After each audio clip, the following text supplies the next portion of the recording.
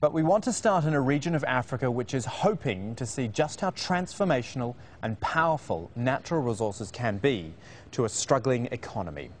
We're talking Puntland and we're talking oil. It might just be that this autonomous region of northern Somalia has found the source of its own renewal, or potentially a curse, as such riches can often be.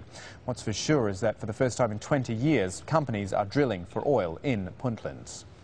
Here it is on the map, Puntland in the Horn of Africa, and specifically two large blocks of oil there called the Dahrua Valley and Nogal Valley blocks. They are sizable, 36,000 square kilometres combined, which is around the size of the island of Taiwan. And beneath the ground, an estimated 19 billion barrels of oil. Now, not all of it is recoverable, but remember, oil's easily over $100 a barrel, so a basic calculation gives us a potential $2 trillion to be made.